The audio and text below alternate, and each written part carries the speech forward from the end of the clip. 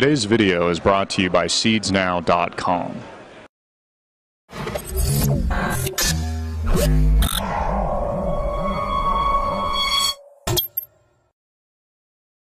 Hey everyone, welcome back to AMTV News. I'm your anchor Topher Morrison. It is Tuesday, July 2nd, 2013, and this is your daily full spectrum news blitz. Our first story today in news and politics: friends don't let friends spy. The latest fallout from the Edward Snowden's NSA whistleblowing potentially threatens negotiation to establish the largest free trade bloc in history between the European Union and the United States. In Europe, Germany is allegedly the biggest target of the NSA's PRISM program, according to Snowden. The EU at large, after debugging their offices, have all but offered scathing rebukes of Obama's policies and reject the US's reckless appetite for info. They call it essentially a severe Cold War hangover prosecuted by a neo-KGB.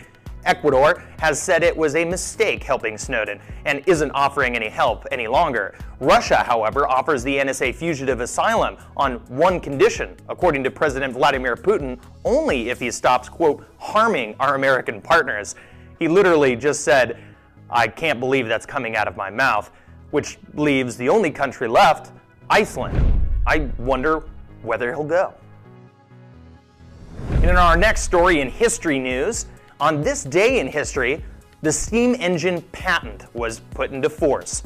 Thomas Newcomen invented how to force steam to run an engine, but in 1698, Thomas Savery patented it. The steam engine was to become the epitome of the Industrial Revolution, harnessing the energy of nature to do man's bidding. Ambient scientific knowledge, specifically atmospheric weight, met technological curiosity and economic opportunity amidst a supportive social environment, which is to say pride and prejudice of government and society didn't stop the two from rocking the boat. The original patent was for 14 years. In our next story in geopolitical news, U.S. taxpayer money funding rape in Egypt. Egypt is in chaos once again, but Tahrir Square has never been quiet since before the end of 3 decades of U.S.-sponsored autocratic rule under Hosni Mubarak and the 2011 Arab Spring.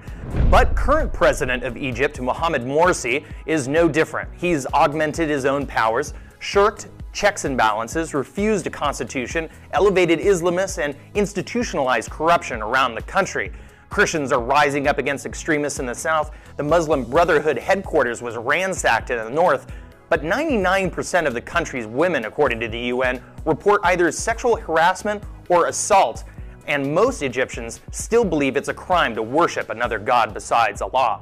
All the while, U.S. taxpayer dollars keep flowing, and it's the reason Barack Obama, with a straight face, can still call for early elections in a foreign country. And in our next story in tech and science news, transplanting human heads. According to the Italian scientist Sergio Carnevero, the man who brought you the transplanted face, it's possible. Evidently, the school of head transplants stretches back to the 1950s and was first experimented on with dogs. The procedure, when applied to humans, would aid those suffering from muscular dystrophy or tetraplegics with widespread organ failure, reports the New York Daily News. So, how is it done? In short, nearly freeze 2 bodies, cut their heads off with the world's sharpest knife, at the same time, and fuse the spinal cords with polyethylene glycol. Another walk in the park. And in our last story today, Obama's Syrian debacle. For years, the Syrian conflict has been an astroturf revolution, to be sure. Jihadists from around the region have flooded the country as Shia militias pour in to support the Assad regime. That is one level. Then there's a larger geopolitical chess game sucking in the world powers, namely the West with US and Europe versus the new Eastern alliances, Russia, Iran, and China, engaged for all intents and purposes in a miniature World War III. In the middle of all of this is nearly 100,000 dead Syrians, and now pogroms sweep the country as Barack Obama backs a fictitious Free Syrian Army. Today, it was confirmed by the Vatican that a Catholic bishop, Francois Mourad, was decapitated. How close does Mr. Obama want to get to this conflict? Capture.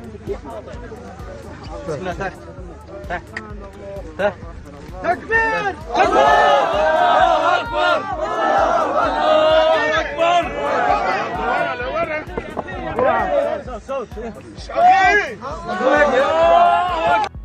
Capturing every corner of the alternative media, watch AMTV News Monday through Friday.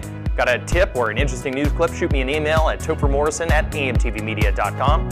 Follow me on Twitter at AMTV News and like me on Facebook at The Real Topher Morrison. Find my source material and more videos like these at AMTV Media and greenwave.com. Both are part of the AMTV network.